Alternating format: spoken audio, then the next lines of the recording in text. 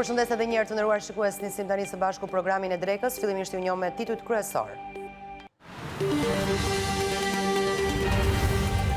Policia e mbajti për 2 javë nën vëzhgim përpara arrestimit tek plepat në Durrës. News 24 zbulon si u zbuluan gjurmët e Ergys Agasit.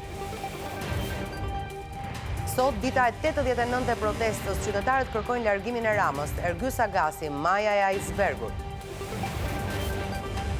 Maliqi kundër shkrirjes sipas banorëve, Korça ka dështuar me shërbimet, nuk mbulojnë problemet e saj.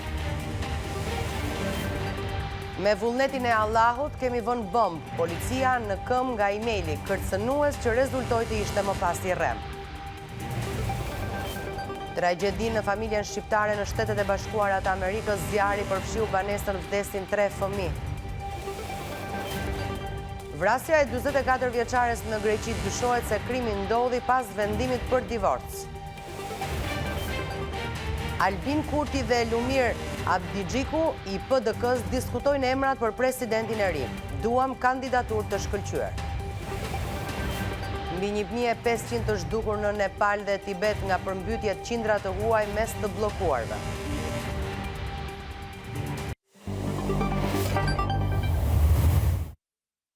News 24 mëson detaje nga arrestimi i Ergys Agasit dje pas dite. Pas 2 javësh nën vëzhgim, SPAK dhe forcat e posaçme ndoqën lëvizjet e Agasit deri në Durrës, ku automjeti me të cilin udhëtonte u rrethua tek plepat. Agasi u prangos bashkë me ish zyrtarin e policisë Uljan Shpataraku, ndërsa makina u kontrollua imtësisht dhe të dy u gjetën me rreth 4.000 euro. Aksioni parapriu edhe lokalizimi Land Roveri Defender të Agasit në garazhin e një vile në Ecos Resort, një detaj që dyshohet se ndihmoi në gjurmimin e tij më pas. Mesnatën duke u gdhire inte pakor pasi u prangos në shoqërinë e një ish zyrtari të lartë të policisë, Ergys Agasi u transferua në bllokun e sigurisë në rrugën Minepeza. I shumë kërkuar i SPAK u arrestua 8 muaj pasi u shpall në kërkim, në ndyshimet se drejtonte një grup kriminal brenda Agjencisë Kombëtare të Shoqërisë së Informacionit, ku tenderat miliona euro paracaktoheshin dhe kalonin në llogaritë e kompanive të biznesmenit Ermal Beqiri, i arrestuar tashmë në Francë.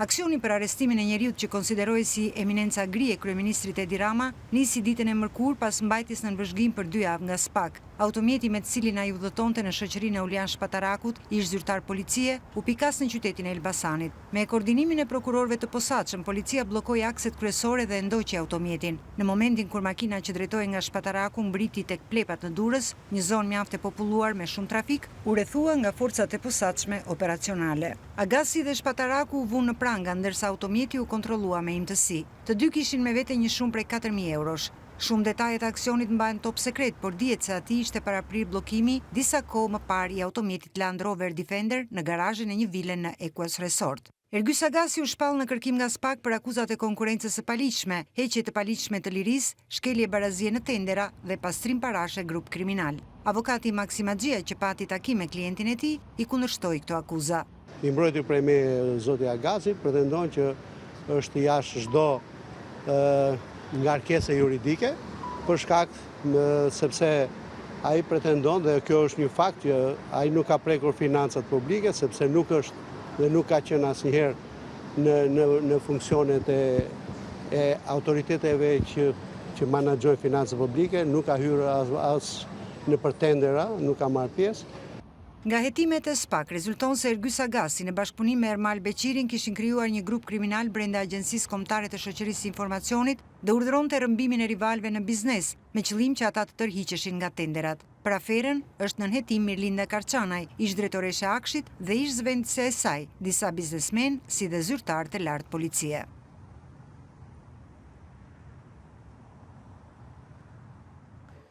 Kryetari demokrat Sali Berisha hedh dyshime se arrestimi i Ergys Agasit ishte e negociuar. Berisha deklaroi se bazuar në informacionet që i kanë bërritur, të dielën e kaluar Agasi është takuar në Elbasan me kreun e grupit parlamentar socialist Tauland Balla. Sipas kreut të Partisë Demokratike, nuk ka qenë rastësi që Agasi lëvizte i lirë prej 8 muajsh. Ergys Agasi u arrestua dje pasi lëvizi 8 muaj lirë shëm.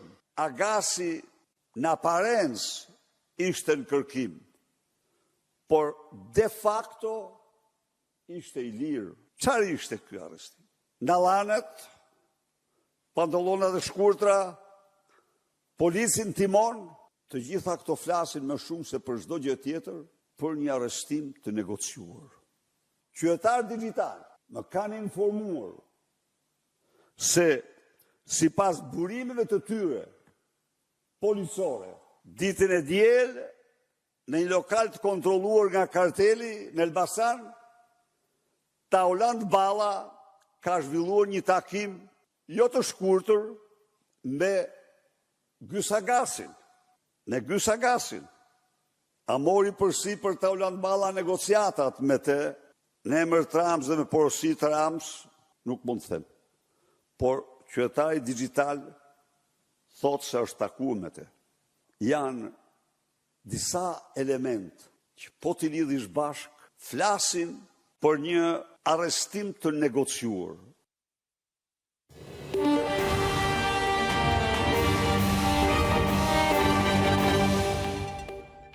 Ndrojmë tani temën e informacioneve tona. Në ditën e 88 të protestës, qytetarët kanë përsëritur kërkesën për largimin e kryeministrit Rama dhe qeverisë së tij. Protestuesit thanë se arrestimi i Ergys Agasit është maja e icebergut.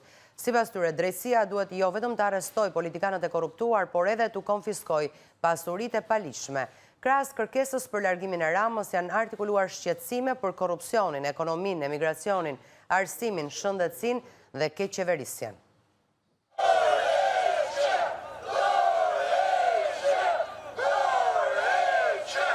88 ditë në shesh me thirrje për largimin e kryeministrit Edi Rama dhe ndryshimit të sistemit politik në Shqipëri. Pas pothuajse 3 muajsh, protestuesit thonë se nuk do të ndalen deri në plotësimin e kërkesave të tyre që i konsiderojnë të panegociueshme.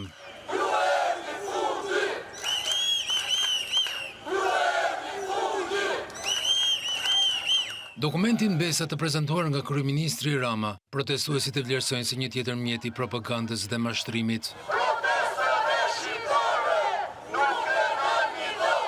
Besa nuk flitet, mes burrave, sy-syje, fjalë në fjalë, besa, kur thuhet për besë, fjalën e burri. Fjala e burrit është besë. Ka edhe fjalë burrash ku futet fjala e këtyre që nuk quhet besë, se është besëprer. Ne jemi për shku në Europë, ai thotë Edi Rama të shkojë në Europë. Kërkon dhe besë për dal nga pabesia e tij që na ka bënë. Ne nuk mund të japim besë Edi Ramës sa heri teket ati, sa nuk e njeh besën, s'është njëri besën. Në qoftë se ai kërkon besë, të zbatoj ligjin.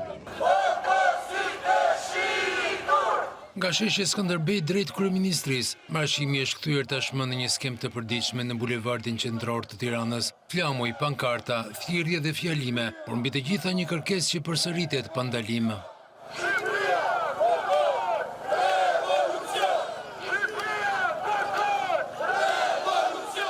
Arrestimi i Ergys Agasit sipas protestuesve është vetëm maja e icebergut. Ata kërkojnë që SPAK duhet të veprojë sa më shpejt, jo vetëm me arrestime, por edhe me konfiskim të pasurive të krijuara nga korrupsioni. Arrestimi i Ergys Agasit është vetëm fillimi. Ne kërkojmë arrestimin e Belinda Ballukut, arrestimin e Edi Ramës. Vetëm të bashkuar ne do t'ja dalim, sepse ky është momenti i Shqipërisë, ky është momenti jonë, ky është momenti i brezave që vinë. Dhe Shqipëria nuk mund të trajtohet si pro private, siç ka bërë deri më sot.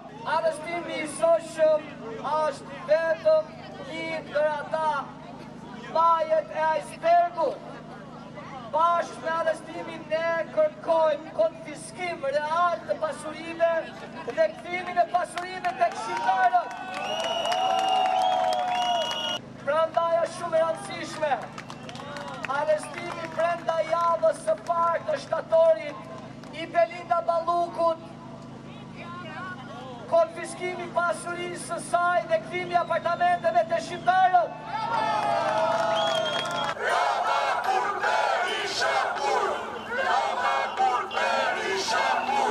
Qytetarët këmbgulin se ajo që po ndodh në sheshin e Lirisë nuk është më thjesht një protestë e përditshme. Ata e cilësojnë si një lëvizje që synon largimin e kryeministrit, krijimin e qeverie tranzitore dhe organizimin e zgjedhjeve të reja. Nga podiumi mesazhi është i drejtë për drejtë se protesta është e shqiptarëve dhe askush nuk e ndal dot.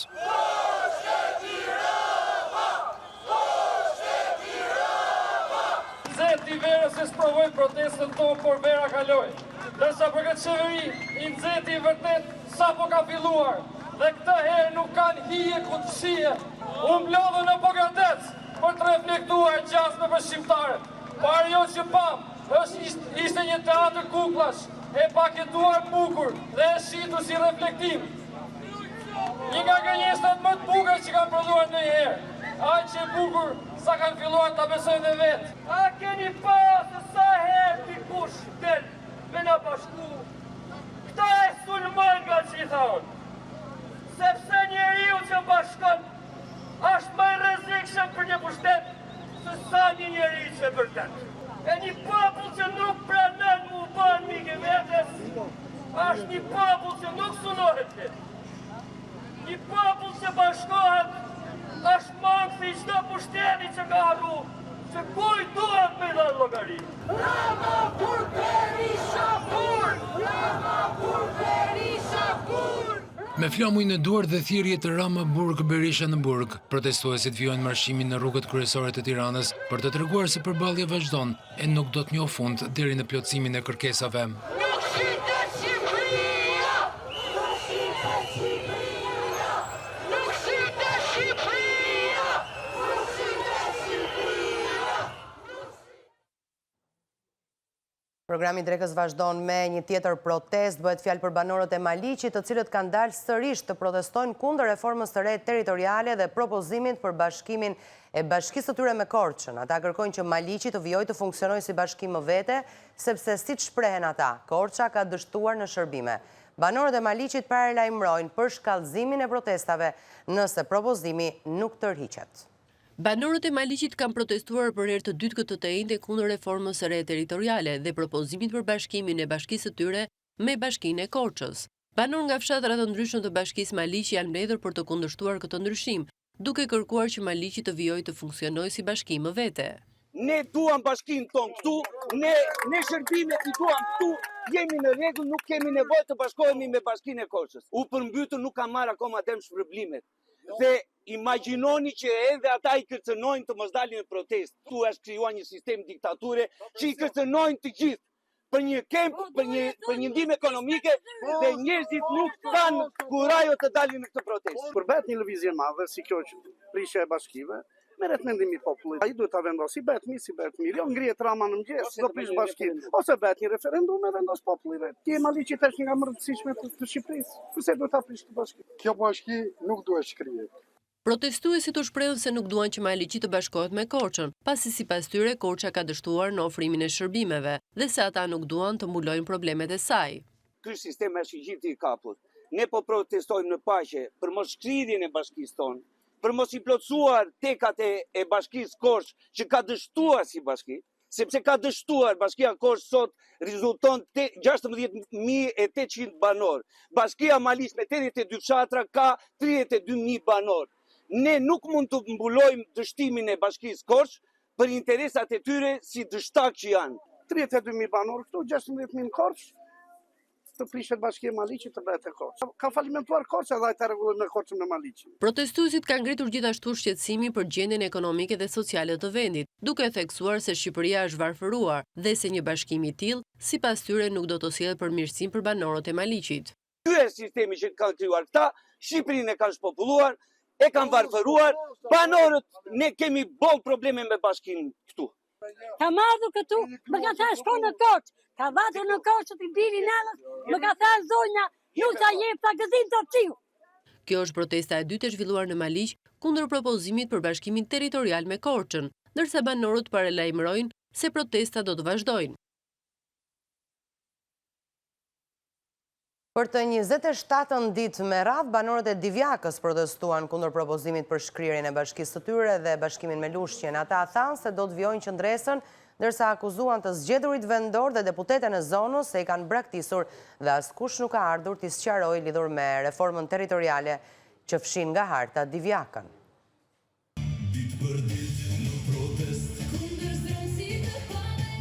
Qëndresa protestuesve të Divjakës shënoi ditën e 27. Edhe në këtë protestë banorët kanë kundërshtuar projektin e reformës territoriale të Partisë Socialiste, që parashikon shkrirjen e Bashkisë Divjak dhe bashkimin në njësi vendore me Lushnjën. Banorët e Divjakës u shprehën të pakënaqur se të zgjedhurit e tyre, si vendor dhe ata të parlamentit, nuk i kanë mbështetur në protestat e tyre, duke u shprehur se herë tjetër do të tregohen më të kujdesshëm dhe do të votojnë ata që i përfaqësojnë e zgjidhin problemet e tyre.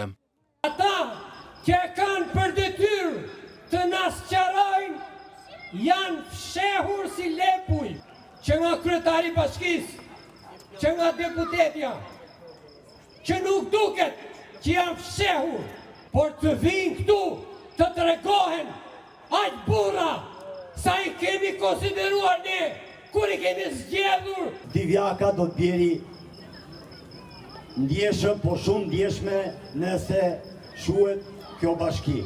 Bujqësia nuk do funksionoj 100%, do funksionoj 40%, po 40% e bujqësisë, a do mund të mbajt do gjithë Shqipërinë, atëherë ta kenë turp që i kanë vendorë kësa Divjakës për shkrirje dhe kanë futur në reformën territoriale. Ne jemi këtu për të drejtat tona. Ndridhemi të majtët të djathtë kundër këtij lloji pushteti. Enver Hoxha e mori Shqipëri 700.000, po e çoi 3 milion, kurse ky e mori 3 milion dhe e çoi 900.000. Si çdo natë, protestuesit kanë marshuar në rrugët e qytetit me thirrjen Mazniku propozon, Divjaka kundërshton, Divjaka bashki, këtu vendosim ne, nesër më shumë e të tjerë.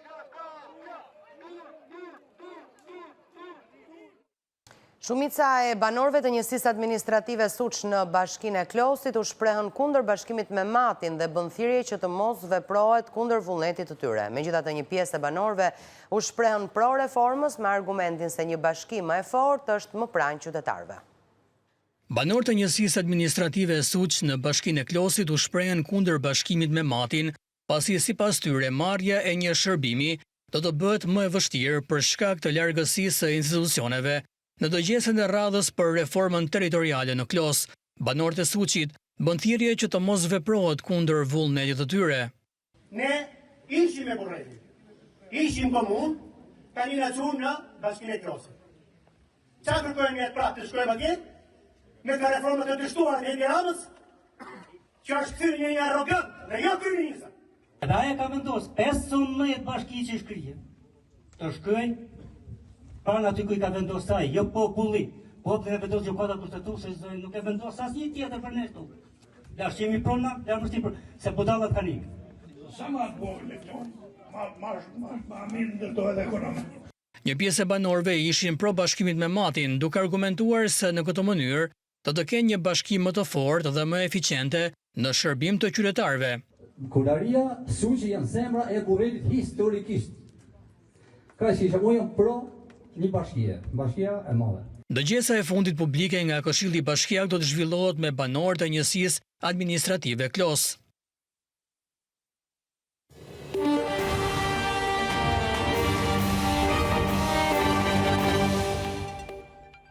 Një kërcënim me bombë ka alarmuar mëngjesin e sotëm disa institucione në qytete të ndryshme të vendit. Sipas policisë së shtetit, në adresat elektronike të disa institucioneve në qytete të ndryshme të vendit është dërguar një email nga një adresë ende pa identifikuar me përmbajtje kërcënuese, ku pretendoi se në ambientet e tyre ishte vendosur një bombë. Përshëndetje, ky është Shteti Islamik. Me vullnetin e Allahut kemi vendosur një bombë në ndërtesën tuaj. Ajo do të shpërthej pas 2 orësh. Pas kësaj, ju të pa fe do të coptoheni. Pastaj do t'ju vrasim. Allahu Ekber, thuhet në emailin drejtuar institucioneve. Pas marrjes së informacionit, strukturat e policisë së shtetit kanë nisur menjëherë verifikimet dhe kontrollet në institucionet e përfshira në kërcënim. Sipas policisë, nga kontrollet e kryera nuk është konstatuar prania e bombës apo e ndonjë lloji tjetër eksplozivi.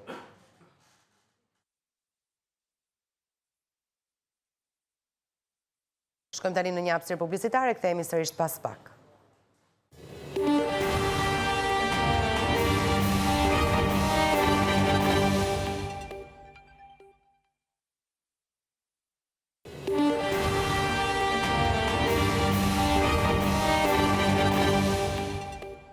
Rikthehemi sërish së bashku në transmetim të drejtë për drejtë, flasim për fazën e parë të regjistrimeve në Universitetin Luarasi që ka nisur. Interesi për programet të studimit të shfaqur i lartë që në ditën e parë, ndërkohë që maturantët kanë mundësi të regjistrohen deri më datë 8 shtator. Ndërkaq që nga 10 deri më 4 shtator, Universiteti Luarasi zhvillon ditët e hapura, gjatë të cilave të rinjt mund të njihen nga afër me programet, stafin akademik dhe mundësitë për karrierë dhe studime ndërkombëtare. Ka nisur këtë të mërkur raundi par i regjistrimeve në Universitetin Luarasi, ndërsa maturantët kanë kohë të regjistrohen deri më 8 shtator për të ndjekur studimet aty. Interesi i maturantëve për të regjistruar në këtë universitet ishte mjaft i madh që në ditën e parë. Ata u pritën nga stafi akademik, i cili u prezantonte programet e studimit dhe i orientonte mbi mundësinë që Universiteti Luarasi ofron për formimin dhe karrierën e tyre të ardhshme. Në kuadër të këtij procesi, Universiteti Luarasi ka hapur dyert për maturantët dhe të rinj që janë në kërkim të programit të duhur të studimit. Ditët e hapura do të zhvillohen po ashtu nga kjo e mërkur deri më 4 shtator, duke ju dhënë mundësinë të rinjve të njihen nga afër me programet, të vizitojnë kampusin, të bisedojnë me student dhe të marrin informacion mbi mundësitë e karrierës pas diplomimit. Një vëmendje e veçantë i kushtohet programeve që ofrohen në bashkëpunim me Universitetin e Londrës në ndërtimin akademik të LSE. Përmes këtyre programeve, studentët kanë mundësi të përfitojnë diplomë të dyfisht, njohuri me standarde ndërkombëtare dhe përgatitje për tregun global të punës. Bëhet fjalë për 3 programe: BSC Finance, BSC Business and Management dhe BSC Data Science and Business Analytics. Ani Dasho, zëvendës rektori i Universitetit Luarasi, si dhe drejtuese e RTC Universitetit të Londrës dhe Shkollës Ekonomike në Londër, tha se programet e London School of Economics bëjnë diferencën. Universiteti Luarasi, përveç le të themi ofertave që ka për 4 fakultetet e tij, ajo që bën ndryshim dhe që ka vitin e dytë në platformë është pikërisht programet e London School of Economics. Jemi në ditë të hapura, duke filluar nga dita e sotme deri më datë 4. Ju bëj një apel të gjithë atyre studentëve që na kanë zgjedhur dhe ata të cilët e kanë në vëmendjen e tyre si opsion të dytë të tretë, i gjithë stafi i pedagogëve, i gjithë stafi i qendrës të Recognized Teaching Center të LSE-s, do të jetë pranë këtyre studentëve në këto ditë të hapura. Do të kemi një tur në të gjitha ambientet e Luarasit, në salla të cilat janë të dedikuara për London School of Economics. Studentët e një viti të mëparshëm janë këtu me ne, pikërisht për t'u gjendur pranë studentëve tanë të ardhshëm. 3 programet vazhdojnë në vitin e dytë. Kemi shumë gjëra të reja për ta, leksione të hapura, gjatë tyre ditëve të hapura, dhe pedagog nga Londra do t'jenë me ne në leksione të hapura online, pikërisht për këta studentë në ditë të hapura. Ju lutem nxitoni, sepse kuotat tona janë gjithmonë të kufizuara pikërisht për këto 3 programe, të cilat janë programet më të kërkuara në Shqipëri dhe më gjerë. Universiteti Luarasi ofron gjithashtu mundësi përmes programeve Erasmus dhe Exchange, duke ju krijuar studentëve mundësinë të fitojnë eksperiencë akademike ndërkombëtare dhe të studiojnë jashtë vendit. Maturantët mund të zgjedhin mes 4 fakulteteve: Fakultetit të Drejtësisë, Fakultetit të Teknologjisë së Informacionit dhe Inovacionit, Fakultetit Ekonomik dhe Fakultetit të Shkencave Mjekësore. Zëvendës rektori dhe dekani i Fakultetit të Drejtësisë, profesori asociuar doktor Admir Belishta, rendit rësit në këtë vit të ri akademik. Fakulteti i Drejtësisë i Universitetit Luarasi, si një fakultet lider në tregun universitar shqiptar, ka pasur si risi këtë vit konsolidimin e programit 5 vjeçar, programin e integruar të studimeve të ciklit 2 në drejtësi. Synojmë të arrim që në raundin e parë kuotat e miratuara, pasi kuotat janë të limituara, dhe me këtë rast gjejmë mundësinë për t'u bërë thirrje gjithë maturantëve që të nxitojnë, të regjistrohen pranë programit të Fakultetit Drejtësisë, si një program i cili garanton treg, si një program i cili garanton në përfundim të studimeve një diplomë serioze, cilësore, garanton mësimdhënie cilësore dhe çka është më rëndësishmja, garanton një diplomë e cila njihet ndërkombëtarisht. Diplomat e Fakultetit Drejtësisë ne i kemi me të provuara, që janë njohur jo vetëm në Europë, por edhe në Shtetet e Bashkuara në masën 100%. Kjo është një risi që tregon seriozitetin, por edhe ndërkombëtarizimin e këtij programi i cili operon me kurikula bashkëkohore ndërkombëtare. Ndërsa profesor doktor Petrit Bara, dekani i Fakultetit të Shkencave Mjekësore në Universitetin Luarasi, u bën apel studentëve të i bashkohen këtij universiteti për mundësitë e shumta që ata të kenë në karrierën e tyre. Për degën e infermierisë në Fakultetin Shkencave Mjekësore, si mjet na ka njoftuar që është miratuar dhe masteri shkencor, që është një risi dhe është një vlerë shumë e madhe për Fakultetin e Shkencave Mjekësore, pasi infermieria është me ligj 3+2, edhe ne kemi aplikuar, kemi korrigjuar dhe Ministria na ka dhënë fjalë pozitive që do të miratohet, që ka 2 vjet që nuk është dhe studentët tonë shkojnë për fakultete tjera. Pra kjo është një risi shumë e rëndësishme për infermierin. Kemi rifreskuar praktikat në Qendrën Spitalore Universitare të Tiranës, kemi shtuar numrin e praktikave atje, pasi është një institucion shumë i rëndësishëm. Kemi rifreskuar lidhjet me gjermanët që kishim një të shkëputur, ku shkojnë studentët e infermierisë për praktika për të bërë atje dhe ata kthehen përsëri këtu. Jo nga kontingjentet që mbeten andej. Pra kishim një kontratë të tillë dhe është rifreskuar dhe si mjet do të jetë shumë evidente. Për praktikat sidomos që janë qoftë për farmacinë, qoftë për stomatologjinë, në klinikat moderne të Tiranës dhe ku këto klinika dhe këto spitale ku kryen praktikët, infermieria, stomatologjia dhe farmacia janë pothuajse në masën 90% të selektuar që punësohen. Pra ka mbarim shkolle, ka praktik, ka dhe punësim atje. Programet e studimit janë të orientuara drejt nevojave të tregut të punës, ndërsa një tjetër mundësi janë programet e masterit, të cilat u japin studentëve mundësinë të thellojnë njohuritë dhe të avancojnë më tej në formimin e tyre profesional. Për këta student, Universiteti Luarasi është një mundësi e mirë që pas përfundimit të studimit të punësohen si brenda, ashtu edhe jashtë vendit. Fakulteti i Drejtësisë ka qenë një nga fakultetet që më ka pëlqyer më shumë, të drejtën, dhe ky Luarasi ishte ai që më leverdisi më shumë. Një që ka qenë arsyeja më e madhe ka qenë arsyeja se është diplomë që njihet në gjitha vendet, si dhe në Angli. Dhe e dyta është diplomë që më ka pëlqyer për herë, drejtësia, më tërheq më shumë sipas vetes. Në fakultetin e ekonomisë për degën Financë Bank. Më duk dega më e përshtatshme për veten time.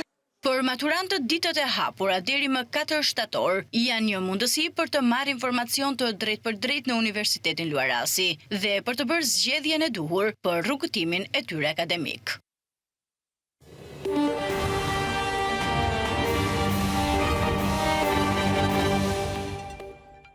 Ndrojmë tani temën e informacioneve tona dhe flasim për një tragjedi të rëndë që goditi një familje shqiptare në Florida, në Jacksonville të Floridës, ku 3 fëmijë u gjetën pa shenja jete si pasojë e një zjarri të rënë në një banesë. Pamjet e publikuara nga vendngjarja tregojnë edhe gjyshrit e fëmijëve, Alia dhe Artan Sulollari, dhe viktimat ishin niprit e tyre. 4 persona të tjerë, 2 fëmijë dhe 2 të rritur, ndodhen në gjendje kritike për jetën në spital. Një tragjedi e rëndë goditi një familje shqiptare në Jacksonville të Floridas, ku 3 fëmijë humbën jetën pas një zjarri të fuqishëm që përfshiu banesën e tyre 2 katëshe mëngjesin e së mërkurës me orën lokale. 4 persona të tjerë, 2 fëmijë dhe 2 të rritur, ndodhen në gjendje kritike në spital, bëri të ditur shefi i departamentit të zjarrfikësve. Alarmi për zjarrin në Wintergate Drive pranë Old St. Augustine u dha rreth orës 5:15 të mëngjesit, kur ekipet e emergjencës mbërritën. Kati i parë i banesës ishte përfshirë nga flakët, ndërsa kati i dytë ishte mbushur me tym. 2 të rritur dhe 2 fëmijë ishin arritur të dilnin nga ndërtesa. Gjatë kontrollit të banesës, zjarrfikësit gjetën 3 fëmijë të tjerë pa shenja jete. Një fëmijë i tha mediave lokale se njerëz të pranishëm në vendngjarje ndihmuan në shpëtimin e një foshnje dhe një të rriturit të cilët dolën nga një dritare e katit të dytë. Të afërmit që mbërritën në vendngjarje thanë për mediat amerikane se familja është me origjinë nga Shqipëria. Pamjet e publikuara nga vendngjarja tregojnë edhe gjyshrit e fëmijëve Alia dhe Artan Sulollari. Fotografitë e shpërndara në USA Today Network dokumentojnë momente dramatike pas zjarrit dhe konfirmojnë se banesa ku ndodhi tragjedia ishte shtëpia e nipërve të tyre. Flakët të vunën kontroll rreth orës 5:40 me orën lokale, por banesa pësoi dëme të rënda, ndërsa u prekën edhe 2 njësi ngjitur. Kryqi amerikan u angazhua për të ndihmuar personat e mbetur pas tre. Autoritetet ende nuk kanë bërë të ditur shkakun e zjarrit dhe hetimet vijojnë.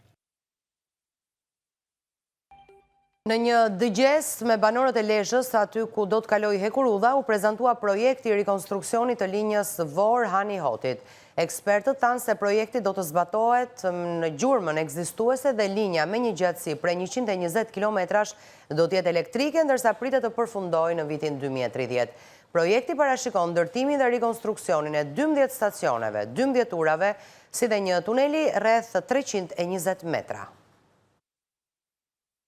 Projekti për rikonstruksionin e linjës hekurudhore Vor-Hani Hotit u prezantua në Lezhë përmes një dëgjese publike me komunitetin e zonave ku do të kaloj kjo vepër e rëndësishme infrastrukturore. Sipas ekspertëve, investimi do të realizohet mbi gjurmën ekzistuese të hekurudhës, e cila do të rikonstruktohet dhe do të përshtatet me standardet europiane. Projekti ka hyrë në fazën e përzgjedhjes së kontraktorit, ndërsa punimet parashikohet të përfundojnë deri në vitin 2030. Do hiqen të gjitha trarët, do hiqen të gjitha shinat, do shkullen të gjitha tumbinat, do prishen të gjitha urat. Do ketë një rekonstruksion total. Ajo që doja të thoja që në fillim është që duke qenë se hekurudha do të jetë elektrike, do kërkohet edhe zgjerimi i bazamentit të hekurudhës që vetë deri në 6.6. Por nuk është një gjurmë re natyrore, e cila do kishte një ndikim më të madh në lidhje me aspektet mjedisore. Gjithsesi, janë rishikuar dhe është identifikuar përsëri si është gjendja ekzistuese mjedisore, duke marrë në konsiderat zonat e mbrojtura. Linja Vor-Hani Hotit do të ketë një gjatësi prej rreth 120 kilometrash dhe do të jetë tërësisht e elektrifikuar. Trenat do të mund të lëvizin me shpejtësi deri në 120 km/h, duke mundësuar transportin e udhëtarëve dhe të madhrave përgjatë këtij aksi. Projekti parashikon ndërtimin dhe rikonstruksionin e 12 stacioneve, 12 urave, si dhe një tuneli me gjatësi rreth 320 metra. Koha mesatare e udhëtimit nga Vora në Han të Hotit pritet të jetë rreth 2 orë. Investimi me një vlerë totale prej rreth 356 milion eurosh synon të përmirësojë ndjeshëm transportin hekurudhor dhe lidhjen e Shqipërisë me korridoret rajonale dhe europiane.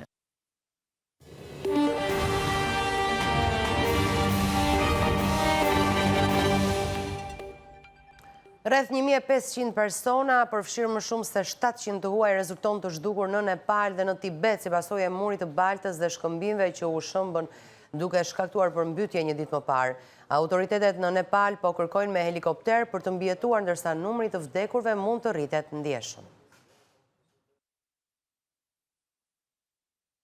Rreth 1500 persona, përfshirë më shumë se 700 të huaj, rezultojnë të zhdukur në Nepal dhe në Tibet. Njoftuan autoritetet të njëjtën pasi një mur balte dhe shkëmbinjsh u shemb në një lumë Himalaje, duke shkaktuar përmbytje katastrofike të menjëhershme. Ekipet e shpëtimit në Nepal përdoren helikopter për të kërkuar të mbijetuar dhe për të shpërndarë furnizime emergjente për mijëra njerëz të bllokuar në qytete dhe lugina, pasi katastrofa e së mërkurës përfshiu një rrugë të mbushur me turistë dhe pelegrin që lidh Katmanduun me Lhasën në Tibet. Policia tha se priste që numri të vdekurve të rritej përtej 165. Ky numër do të rritet pasi kemi rinisur kërkimet dhe pritet të gjenden më shumë trupa, tha zëdhënësi i policisë për Reuters. Pothuajse 500 të huaj ishin mes 826 personave të zhdukur në Nepal, njoftuan zyrtarët e policisë dhe turizmit. Midis turistëve të zhdukur nga 10 vende, 177 ishin nga India, 63 ishin nga Shtetet e Bashkuara, 34 nga Australia, 33 nga Britania Madhe dhe 25 nga Kanadaja. Ministria e Jashtme e Malajzisë tha se 55 shtetas ishin të pakontaktueshëm, por nuk kishte konfirmim zyrtar të viktimave. Departamenti Amerikan i Shtetit tha se po dërgonte një këshilltar për reagim ndaj fatkeqësive dhe po ofronte ndihmë prej $500,000. Kanadaja gjithashtu po e ndiqte nga afër situatën, tha kryeministri Mark Carney në rrjetin social X, duke i përshkruar përmbytjet si absolutisht shkatërruese. Ekipet dhe partnerët e OKB-s po dërgonin furnizime dhe personel për të mbështetur komunitetet e prekura nepaleze, tha sekretari i përgjithshëm Antonio Guterres.